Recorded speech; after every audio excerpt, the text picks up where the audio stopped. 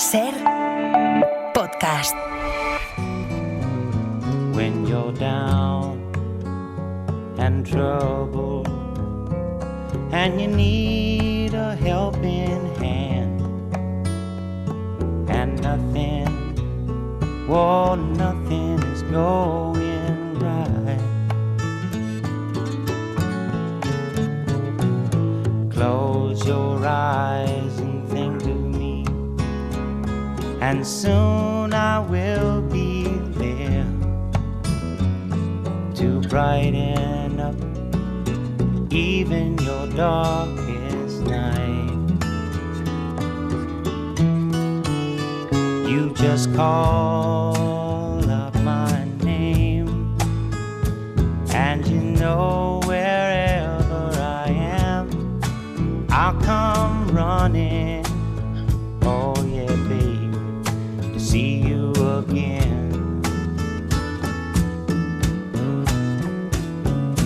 Winter, spring, summer or fall, now all you got to do is call, and I'll be there, yeah, yeah, yeah. You've got a friend. Hola, buenas tardes. Los oyentes de La Ventana ya sabéis perfectamente que una de nuestras señas de identidad es la música. Hace ya muchos años que nos conocemos, ¿verdad, Marta? Buenas tardes. Hola, buenas tardes. Isaías Lafuente, buenas tardes. Buenas tardes. Luz Sánchez Mellado, bienvenida. Buenas tardes. Hola, buenas tardes. Y es que la música nos sirve prácticamente para todo. Por eso hoy abrimos La Ventana constatando que se han escrito un montón de canciones sobre la amistad. Esta que escuchamos, por ejemplo, es maravillosa. Se han escrito también un montón de canciones sobre el amor, pero un montonazo. Aunque tú no lo sepas, me he inventado tu nombre, me drogué con promesas y he dormido en los coches. De la misma forma que se han escrito canciones sobre lo contrario, sobre el desamor y sobre la mala hostia que puede quedar después de una ruptura. La más reciente y una de las más contundentes seguramente sea esta.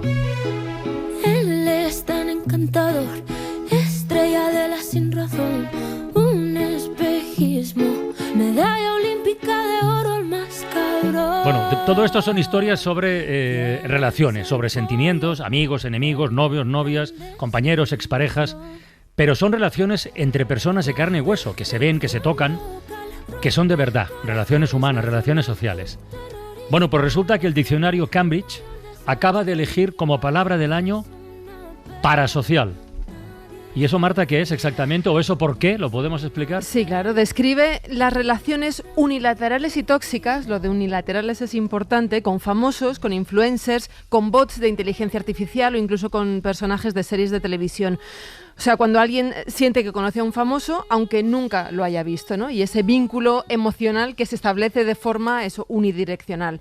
Dicen los académicos que la palabra captura un fenómeno de nuestra época debido a la intensificación de las redes sociales, porque el término no es nuevo, fue acuñado en 1956 por dos sociólogos que estudiaban cómo las audiencias de televisión entonces formaban esas relaciones parasociales con los personajes que aparecían en la televisión. Lo que pasa es que el uso del término se ha disparado en este último año a medida que se ha desarrollado la interacción con la inteligencia artificial, que está redefiniendo, dicen los académicos de Cambridge, cómo la gente interactúa online. Gabriela Paoli, buenas tardes.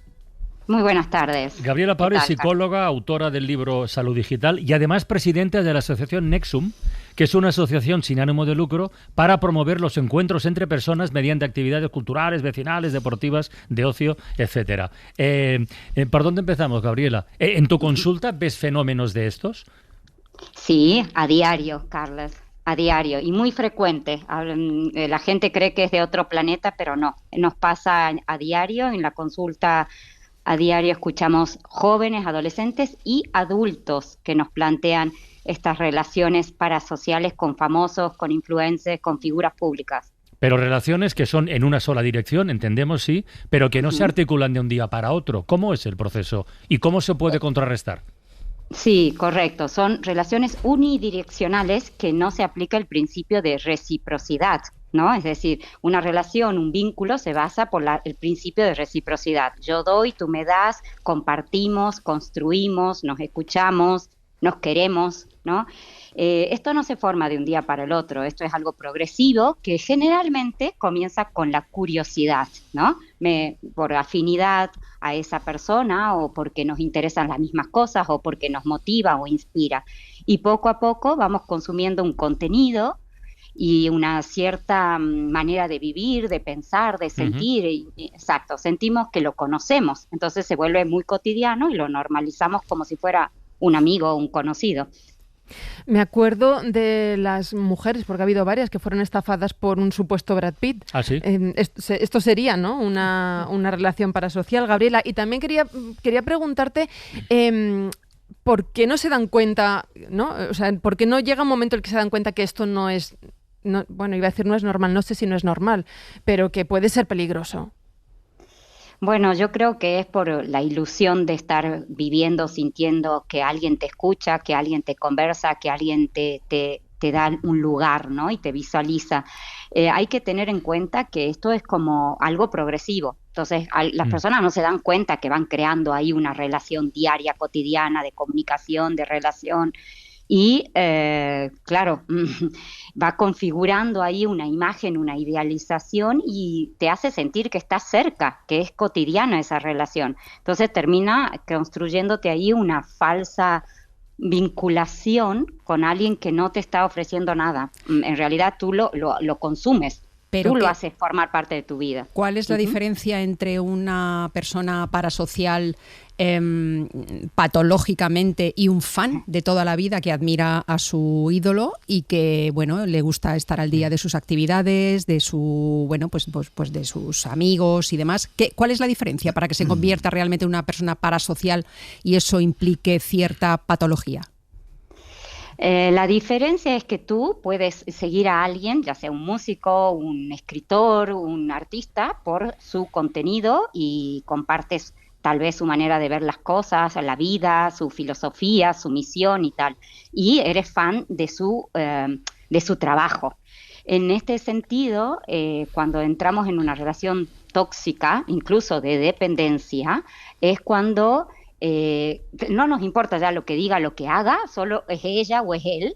Y por otro lado, también esa cuestión de que es como que lo tomamos como un modelo, como un referente, porque evidentemente hay una carencia de esto en tu vida real, ¿no? Entonces, algo que se vuelve patológico es algo que tú consumes sin tener una mirada crítica, termina desplazando a las relaciones reales, termina configurando una manera de pensar y sentir diferente a la que tú tenías, por llevar, claro, está trayendo graves problemas a nivel emocional, social.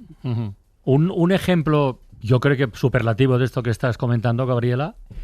A ver, Cristina Alcázar, buenas tardes. Pues mira, ¿Qué has leído en cadenaser.com? Que una japonesa, Kano, de 32 años, se ha casado con una inteligencia artificial este verano. La inteligencia se llama Klaus y la relación comenzó tras la ruptura de Kano con su ex. Ella dice que buscaba consuelo y que la escucharan sin ser juzgada, que no esperaba enamorarse, pero que Klaus la entiende mejor. Lo que más sorprende es que fue la IA quien la hizo la propuesta de matrimonio. La ceremonia estuvo organizada por una empresa especializada en bodas digitales, en la que Kano pudo intercambiar los anillos con Klaus gracias a unas gafas de realidad aumentada, aunque de momento la unión no tiene ninguna validez legal. Gabriela, si Kano viene a tu consulta, ¿qué es lo primero que le recomendarías? Bueno, que respiremos hondo. Respiremos hondo porque ya la sabía la noticia y es una notición y es un ejemplo claro de que esto está sucediendo en la realidad. No es otro mundo ni en otra dimensión. Esto pasa en la vida real, lamentablemente, y es muy grave, ¿vale? Yo la sentaría, intentaría escucharla atentamente, hacerle ciertas preguntas, hacerla reflexionar, hacerla observarse, escucharse, ver qué hay detrás de todo esto, cuáles son sus traumas, sus pérdidas, pero esto es un poco en broma, pero aquí hay trabajo por hacer. O sea, esto es un grado extremo, Carlos, no es lo normal, esto no te llega en consulta, ¿vale? Menos mal. Gabriela, Menos mal que no. Sí. No, hablamos de esta relación parasocial que es unidireccional, pero hemos hablado ahora mismo en una dirección que es del seguidor, digamos, al influencer. Pero ¿se produce también de la otra manera? Es decir, ¿el influencer puede llegar a tener solamente relaciones parasociales porque cree que esos seguidores virtuales en el fondo son su vida? Mira, yo por mi experiencia clínica y por mi tipo de pacientes y clientes que yo tengo, lamentablemente uno se termina creyendo todas estas relaciones y también crea por ejemplo, un FOMO. Tengo que estar todo el día publicando. Exacto, totalmente, sí. Hay una relación un poco ahí, pero claro, hay que tener en cuenta que los que son realmente personas públicas y conocidas y notorias y tal, tienen community manager, tienen marketing digital, tienen empresas por detrás, además de los algoritmos y los chatbots que ya contestan solos. O sea, yo creo que están un poquito más ajenos. Es cierto que te lo puedes creer y te lo puedes vivir como, mira, tengo 200.000 fans a los que tengo que contestar a diario, por supuesto que sí. Claro, estamos hablando en el fondo de personas que buscan conexión con otras, aunque sea solamente de una manera unidireccional y sin recibir respuesta a cambio. Esto habla de soledad, pero cuando yo hablaba antes de la frontera entre lo patológico, hay muchas personas solas que no hacen esto o que acuden a otro tipo de soluciones o de, digamos, alternativas que son saludables.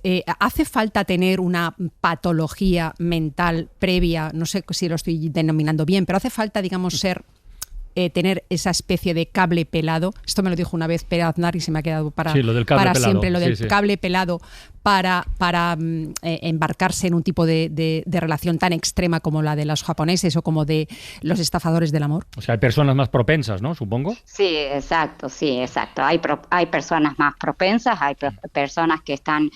por ejemplo, los adolescentes están en un momento de mucha vulnerabilidad, muchos de ellos, donde se sienten poco aceptados, muy juzgados, muy criticados, que nadie les escucha, que nadie los ve, entonces, claro, son mucho más vulnerables. Y luego también personas que se sienten solos, tal cual. O sea, la soledad, ese sentimiento de soledad no deseada, aclaremos, porque hay una soledad que es muy bonita y placentera. La soledad no deseada, esa que duele, esa que los fines de semana se hace intolerable, esa que te puede llegar a enfermar e incluso a matar, esa soledad es una situación límite, es una situación que te puede llevar a cualquier recurso o a cualquier estrategia, y esta puede ser una válida para una mente o un cuerpo enfermo, por supuesto que sí. Gabriela, hablas de soledad, pero que te encuentres casos así a diario, ¿qué dice de nosotros como sociedad, que haya tantas relaciones parasociales? Bueno, yo creo que hayas dado en la clave. A ver, como sociedad creo, yo no voy a emitir un juicio como sociedad, lo que yo voy a emitir es un juicio como profesional que lleva 25 años atendiendo a diario a personas en todos lados del mundo, porque tengo sesiones online por todos lados del mundo. ¿Qué nos dice esto? Que hay una problemática, que es una problemática pública, mundial. De hecho, Japón ya tiene un montón de medidas, Estados Unidos tiene un montón de medidas, el Reino Unido tiene... O sea, se están poniendo en marcha una serie de estrategias a nivel gubernamental, ministerios de la soledad no deseada. O sea, esto es algo real y que nos está comiendo. Entonces, debemos parar, observar, escuchar las estadísticas, ver qué está pasando con la salud mental de la población, los índices de suicidio. Hay un montón de datos que avalan esta situación. Entonces, como sociedad tenemos que realmente poner un poco de luz y, bueno, de ver la realidad, ¿no? Y de escucharnos. Muy bien. Gabriela Pauli, psicóloga, autora del libro Salud Digital. Oye, muchísimas gracias por asomarte un día más a la ventana. Muchísimas gracias a ustedes, un placer. Un abrazo. Pues es la palabra del día, Isaías. Claro que sí. Es esta, ¿no? Si lo dice Cambridge. Parasocial.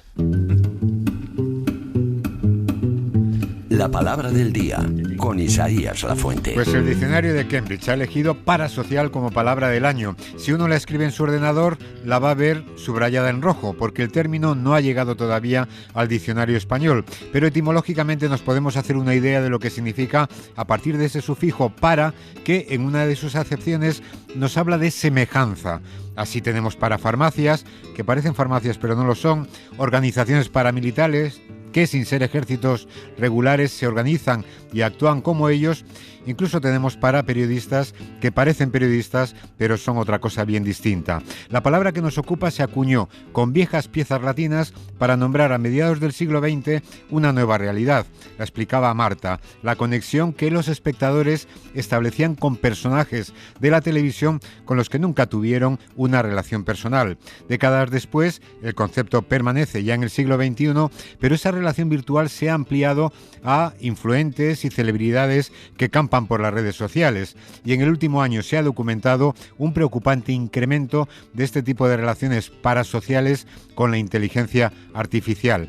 Y si tardan un poco los académicos españoles en recibir esta palabra, quizás tengan que incluir una nueva acepción para nombrar esas relaciones que mantenemos con quien un día quisimos, con los que un día nos abrazamos y compartimos confidencias, y que en la actualidad son un mero perfil virtual que te felicita el cumpleaños con un sticker, te manifiesta su afecto con un emoji o te lanza un emoticono para rematar un tenemos que vernos que nunca verán los siglos. 1000 años tardó en morirse, pero por fin la palmó. Los muertos del cementerio, ole, ole, están de fiesta mayor. Seguro que está en el cielo, a la derecha de Dios. Adivina, pero da adivinanza. Escuché con atención a su entierro de paisano. Asistió Napoleón, Torquemada y el caballo del noble Cid campeador. ¿Veis cómo la música sirve prácticamente para todo? También para reír, ¿no? También para la sátira, lo que nos lleva a la eterna disyuntiva, maravillosa por otra parte. La misma cosa, la misma broma, el mismo chiste puede provocar risas o todo lo contrario. Puede alegrar o puede encabronar, todo relativo, todo depende. Y eso nos sitúa en otro debate también recurrente y también muy interesante sobre los límites del humor, sobre los contextos, sobre la ironía, el cinismo, el desparpajo, sobre si es lo mismo, que no lo es, reírse con que reírse de. En fin, sobre el humor, la creatividad y la cultura versa un libro, un ensayo, que se presenta esta tarde en Madrid, en la librería Antonio Machado, y del que vamos a hablar durante los próximos minutos aquí en La Ventana. Se titula Hacer reír, y su autor es La mitad del mundo today, ese proyecto de humor surrealista y filosófico que se asoma desde hace años a todo por la radio. El fiscal general filtra el veredicto del juicio al fiscal general. Como siempre, lo adelanto para mis Patreons, ha dicho a sus suscriptores. El pollo tendrá que seguir confinado para evitar rebrotes, dice Sánchez refiriéndose a Puigdemont. No es plan de soltarlo y que nos alborote el gallinero, ha insistido el presidente. Mazón insiste en que no le correspondía a él presidir la Generalitat Valenciana. ¿Dónde se puede comer bien por aquí?, ha preguntado Rufián después de que éste le llamase homicida y psicópata. Ryanair se acobarda y abandona España tras un encontronazo con Pérez Reverte. El escritor partió un avión por la mitad cuando le prohibieron pasar el mandoble como equipaje de mano. Meterse de nuevo en la cama por la noche, principal motivación para salir de la cama por la mañana. Salir de la cama por la mañana, principal motivación para meterse de nuevo en la cama por la noche. Pide la dolorosa y un camarero novato le mete una hostia. Además, se la ha añadido a la cuenta. Sánchez lleva ya 4 días pinchando en Radio 3 sin que nadie se atreva a interrumpirle. La intención del presidente es acercarse al público joven de 47 años que escucha la emisora. Un directivo regatea con el termómetro de un empleado y logra una rebaja de la fiebre para que pueda ir a trabajar. Mira, 37,5 brutos y no se hable más, ha sentenciado. Una nueva aplicación para móviles permitirá calcular las calorías que quemas huyendo de tus responsabilidades. La misma aplicación registra la masa muscular que se gana luchando contra los propios demonios. Sacar un disco increíble que ponga a la humanidad en pie ya es la única forma de pasar el control del aeropuerto en Estados Unidos. Rosalía ha logrado incluso que la entreviste Jimmy Fallon 10 minutos antes de ser deportada. Xavi Puig, buenas tardes. ¿Qué tal? Buenas Estas tardes. son las noticias de ayer del Sí, Mundo señor, Today tengo un y te déjà vu. veía ahí poniendo una cara así que ¿qué te venía a la cabeza escuchando todo esto? Qué tontos somos. Esto lo pudimos qué hacer tontos diferente. sois que nos emitís. Nos dejamos algo más. Sí, claro. Oye, ¿qué persigue este ensayo? Ahora vamos con detalle. Yo he hablado de conceptos que aparecen en el libro, el sarcasmo, la ironía, el cinismo, el desparpajo, que le gusta mucho a Tony Martínez. Tony, buenas tardes. Hola, ¿qué tal? Buenas Desparpajo. tardes. Sí. No, lo que me gusta es el concepto que expone en este ensayo Xavi, que es la tiranía del desparpajo, que es algo que seguro que explicará él. Sí, ya lo explicaré, no sé, tampoco os quiero dar la murga. ¿Qué persigo con el ensayo? Por un lado, clarificar ciertas ideas sobre la comedia, combatir algunos clichés también y profundizar en temas que a mí me interesan especialmente. Y luego también tiene un componente personal. Yo necesitaba, al principio no lo sabía que lo necesitaba porque no lo quería hacer este ensayo. Y lo primero que me salió fue, no voy a aceptar es un encargo, y dije que no. Y luego pensé, ¿por qué has dicho que no con tanta contundencia? Quizá deberías escribir un ensayo sobre por qué no quieres hacer este ensayo. Entonces tiene una parte muy personal de analizarme a mí mismo, mi relación con la comedia, por qué me resistía tanto a pensar la comedia, y me ha venido muy bien hacerlo, muy bien, porque al terminar el ensayo me he reenamorado de muchos aspectos de la comedia y estoy contento de haberlo hecho. Cuando decimos que el humor sirve en ocasiones para lidiar con trances complicados, delicados o dolorosos, ¿puede ser que eso se convierta también en patológico? Quiero decir, ¿puede ser que alguien que haga humor constantemente en su vida, cuando algo le incomoda o le perturba, ¡ay!, suelte un chiste? Sí, quizá patológico es una palabra demasiado fuerte. Que venimos de lo que venimos, por eso. Claro, sí, ahí, bueno, está ahí. Sí, y yo creo que, al menos en mi caso, que es de quien puedo hablar, de mí mismo, sí reconozco en mi personalidad el humor como una estrategia defensiva y a veces disociativa, si se puede decir. Y en cuanto yo me he dado cuenta con los años de esto, lo primero que he querido hacer es combatirlo. Y la propuesta del ensayo llegaba en un momento en el que yo estaba intentando extirpar la comedia de mi vida personal para no reventar una conversación con chistes ingeniosos de manera como un resorte, ¿no? Especialmente cuando se hablaba de cosas que eran dolorosas, que me preocupaban. Ya salía el Xavi Tarao a hacer un chiste. Xavi Tarao. Entonces es una lucha con esas tendencias que yo reconocía que no las elegía, sino que era una estrategia de defensa. Y en cuanto te das cuenta de esto, recolocas la comedia, aprendes a amarla de otra manera, a elegirla, y cambia el panorama un poquito. ¿De quién es el humor?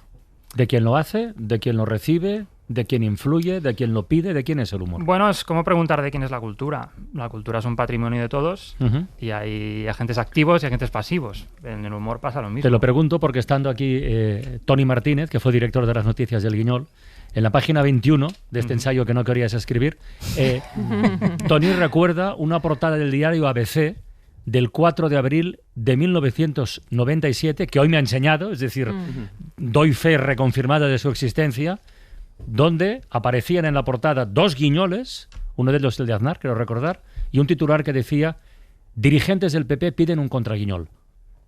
Sí. Dirigentes del PP piden un contraguiñol. A partir de aquel día, cuenta Tony en el libro, se comenzó a juzgar a los humoristas en función de si se metían con todos por igual o si repartían para todos lados. Eufemismo de lo que en realidad se pretendía. Haz unos pocos chistes sobre el PP y otros pocos sobre el PSOE, y así todo permanece igual, tranquilo y en eterno empate. Sí, eso sí. Sí, bueno, esa portada de ABC, a partir de ese día, mi experiencia personal, digamos, no es que fuera el inicio del mundo, ¿no? Esa portada de ABC fue, por cierto, respuesta a un reportaje en El País semanal de una semana antes que escribió Luz Sánchez Mellado, cosa que qué viejos somos. Estamos todos en el mismo camino. Pero efectivamente, este planteamiento de decir el humor que no moleste, el humor que no interfiera, todo poder, y los partidos políticos son un instrumento de poder, intentan proteger su poder y ampliarlo. Y entonces, en la medida en que el humor o la comedia pueda ser un elemento de interferencia, la manera de presionar a un humorista es decir, bueno, si haces un chiste de actualidad sobre esto, hazlo sobre el otro y así hay un empate, digamos, es permanente, ¿no? O piden al humorista que sea objetivo, que es un disparate en sí mismo, total, porque el humor es una expresión desde un punto de vista, ¿no? Dice, cuando alguien acusa al humorista de tender hacia la izquierda, como si con ello estuviera siendo poco profesional, su respuesta debería ser, por supuesto, pues la sátira sin línea editorial es vana pirotecnia. La sátira no se inventó para encontrar el punto medio entre dos extremos, sino para tirar de los extremos hasta reventar sus costuras. Eso lo dice Xavi ya, ¿eh? Sí. Eso está muy bien escrito, eso ya es de Xavi. No, pues una reflexión muy oportuna, ¿eh? Sí, es ese forzamiento de la comedia para que se amolde a determinados preceptos ideológicos o intereses incluso de marketing y demás, no solo los políticos, también las marcas comerciales de siempre. En el Mundo Today esto lo conocemos muy bien porque nos hemos ganado la vida mucho tiempo haciendo noticias patrocinadas, es decir, hemos jugado este juego, ¿no? Y eso es acaba siendo muy duro de sobrellevar, porque ese forzamiento, claro, no te da libertad. Y además, como diría Isaías, en el caso de los medios satíricos como el nuestro, se nos considera para periodistas y se nos exige que hagamos un análisis de la actualidad certero, además divertido, por supuesto, pero sobre todo certero y que moleste a quien conviene en ese momento. Claro. Entonces, a veces, claro, nosotros no trabajamos así porque nuestras cabezas persiguen la comedia, persiguen unir dos ideas que en principio no estaban relacionadas, encontrar una manera de relacionarlas. Estamos jugando. El humor es un juego. Y de repente viene alguien y te dice que a ver si en la próxima partida la cosa puede ir por ahí, por allá, y eso, claro, es un poco alienante. Es muy divertida la sátira, y está muy bien poderla utilizar para desahogarse, para hacer de vez en cuando, efectivamente, diagnósticos de lo que está pasando, pero no hay que olvidar que si tú quieres un diagnóstico de lo que está pasando, lo que tienes que hacer es acudir al periodismo, no a un humorista que está jugando. Claro, de hecho, algunas de las piezas más criticadas a veces por los lectores del país son las viñetas del roto, porque unas veces concuerdan con la línea editorial y otras no, y parece que entonces no es nuestro, ¿no? Pero yo quería preguntarte si existe el humor blanco, el humor absolutamente, digamos, inocuo, y lo digo porque estoy mirando aquí a través de la pecera a Luis Piedrahita, que está aquí de CLA, me imagino que lo has traído, que dice que su humor es tan blanco y tan fino que casi podría esnifarse. Sí, señor. Bueno, yo siempre intento llevar a un Luis Piedrahita de apoyo emocional allá donde voy. Para mí es fundamental. Es fundamental. Y bueno, quien mejor trabaja el humor desde la poesía, desde mi punto de vista, son Luis Piedrahita y Ricky Blanco, a los que quiero mucho y conozco muy bien el trabajo que hacen. Y ellos navegan en la poesía. Entonces, tú puedes venirles a decir, necesitamos un contraguiñol, no sé qué, te van a mirar como diciendo, ha llamado usted al número equivocado. O sea, están jugando a otra liga, que es la liga de la poesía, de la lógica interna de las ideas, de la conexión, de encontrar hallazgos que a veces son conceptuales, a veces son visuales. Esta gente está bailando otra música. Y es para los humoristas que hacemos humor de actualidad, que yo he dicho muchas veces que no lo soporto, pero se me da muy bien. Si es la condena, no me quejo, disfruto mucho haciendo humor de actualidad, pero yo envidio un poco... bueno, se llama humor blanco, para mí es poesía, simplemente. Oye, ¿hacer humor es hacer reír, como dice el título de tu ensayo, o no solo? No solo. O sea, está muy bien hacer reír. De hecho, Fernández Flórez decía que en España somos muy graciosos, la gracia se nos da muy bien, pero hay muy poco humor. Él lo separaba claramente. El humor, él decía que era una posición ante la vida, una manera de ver el mundo, a veces tierna, a veces melancólica, y que no necesariamente perseguía la cosquilla de la risa. Él, de hecho, el chiste lo asociaba más a la cosquilla que a lo que para él era el humor. Entonces yo recojo un poco esa idea, porque para un humorista la exigencia de hacer reír, aparte no todo el mundo se ríe de lo mismo, etcétera, es muy duro. Es un juego constante de satisfacer las necesidades del auditorio, y eso puede ser también muy alienante. Y te puedes olvidar de lo que... Pero ¿tú qué quieres? ¿Tú qué quieres contar? porque estás tan obsesionado con hacer reír a los demás que te has olvidado de lo que quieres contar. Pero fíjate, acabas de introducir un concepto en la conversación, el de la ternura, y en la página 83 del ensayo este que no querías escribir, insisto, citas el caso del británico Harry Baker, que tiene un poema que él mismo recita en público y que además ha circulado con notable éxito como reel en Instagram, y cuentas: la declamación es la de un poeta y su voz reverbera solemne como en un templo, la gente escucha en silencio durante los primeros 20 segundos, pero brotan enseguida las primeras risas, tímidas al principio, sin romper del todo el clima ceremonial que impone un recital poético. El escritor continúa declamando y, de nuevo, se oyen risas. El público se va relajando, se establece un clima de cercanía y ternura. La ternura se debe a la escena que el autor describe, el momento en el que su bebé vio un caballo por primera vez. Eso es humor también. Desde mi punto de vista, sí.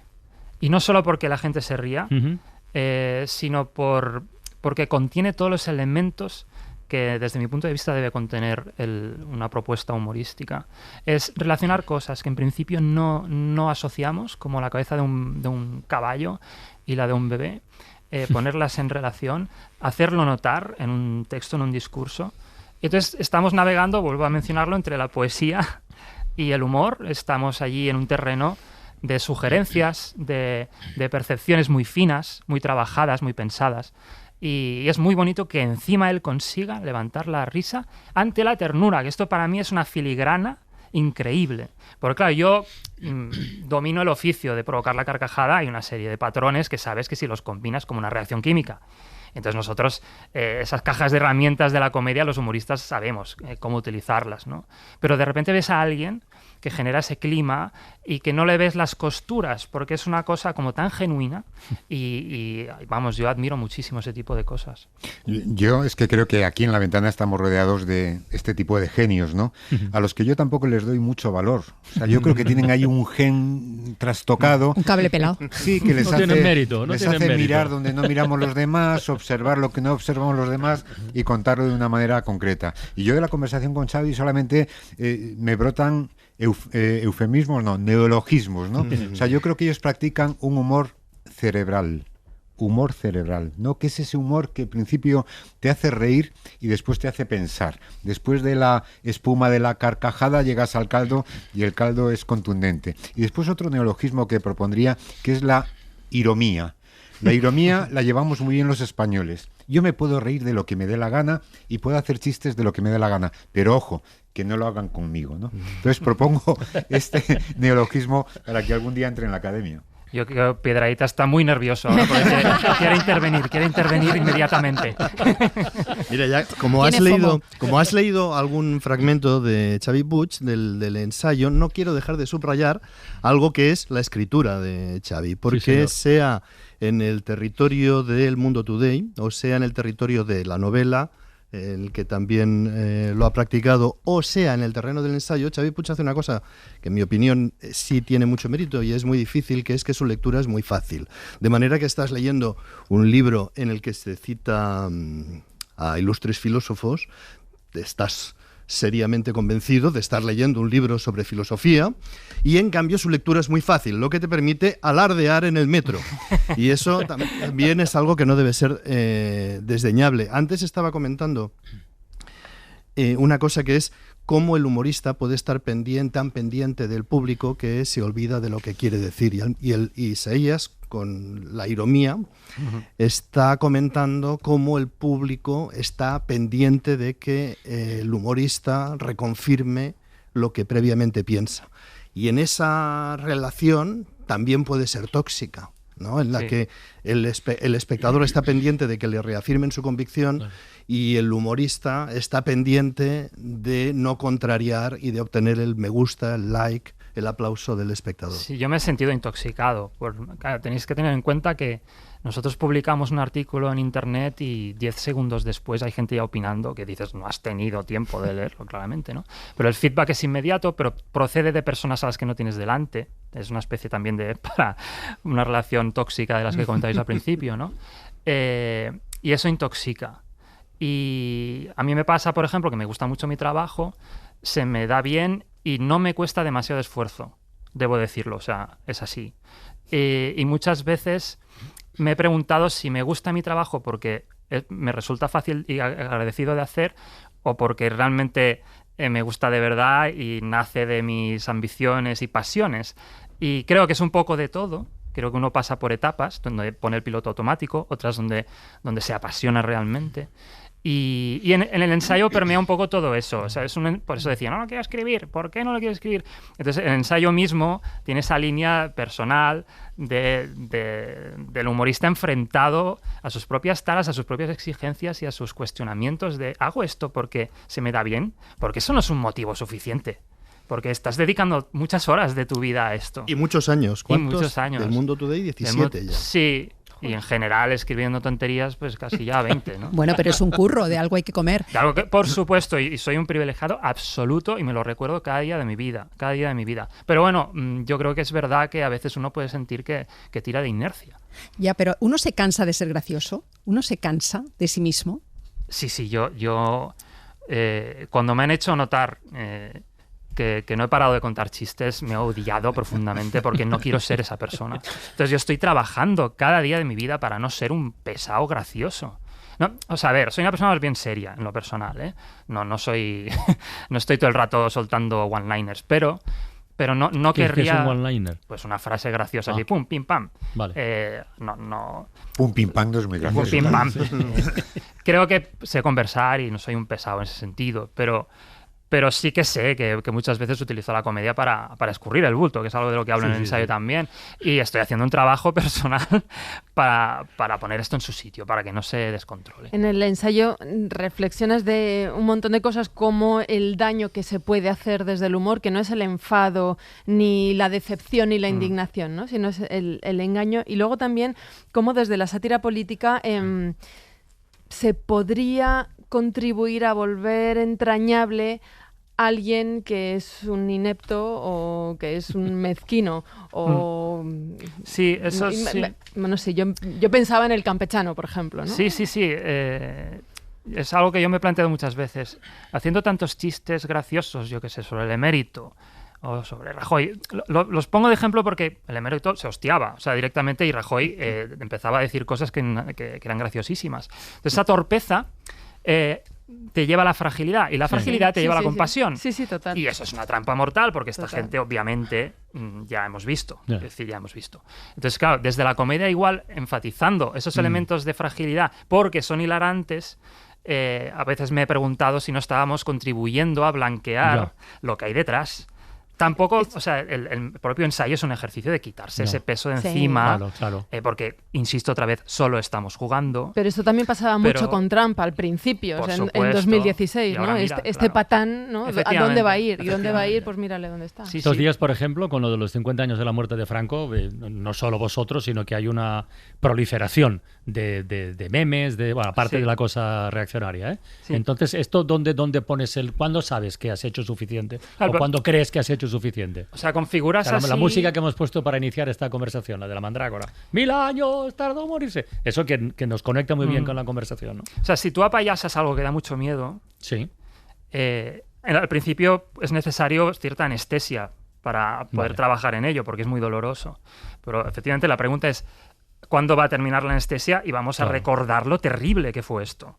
Porque si lo convertimos en un meme, lo banalizamos y nos olvidamos de dónde veníamos. Pues mira, aparco un momentito el apayasamiento, porque estos días estamos recordando muchas historias, muchos testimonios de aquel año, del 75, y en febrero de aquel año, eso mucha gente no lo sabrá ni tiene por qué saberlo, Franco cerró la Universidad de Valladolid.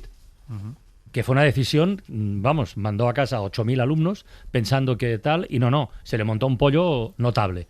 Javier Cuevas, director de contenidos de la SER en Castilla y León. Buenas tardes. Muy buenas tardes. ¿Qué tal, Javier? Estás? ¿Cómo estás? Encantado. O sea, fue algo que logró el efecto contrario de lo que perseguía, ¿no? Sí, se trata de un hecho que logró efectivamente el efecto contrario que perseguía, porque el desencadenante último para que el régimen adoptara esta decisión tuvo lugar exactamente el 8 de febrero. Ese día un grupo de estudiantes lanza huevos al rector, como José Rubiales. Ramón del Sol. Sí. El ministro de Educación, entonces Cruz Martínez Esteruelas, pues entiende que ese es un acto intolerable y toma la decisión de cerrar la universidad para lo que queda de curso. Estamos en febrero, 5 o 6 meses por delante clausurados. En realidad el ambiente en la ciudad estaba ya por aquellos días bastante tensionado, como recuerda Enrique Berzal, que es catedrático de Historia Contemporánea de la Universidad de Valladolid. Había 71 centros laborales con alguna conflictividad que afectaba en total a 49.000 trabajadores y se llevaban más de 1 millón de horas de trabajo perdidas. Los centros más conflictivos eran, en primer lugar, la construcción. Fasa Renault, desde el año 1971-72 hay continuos conflictos que van a desembocar en los grandísimos conflictos del año 1974-1975, con trabajadores expulsados, con persecuciones de la policía y con una serie de abogados defensores para aquellos trabajadores despedidos de Fasa cuyos nombres nos pueden sonar. Felipe González, Leopoldo Torres, Pablo Castellanos.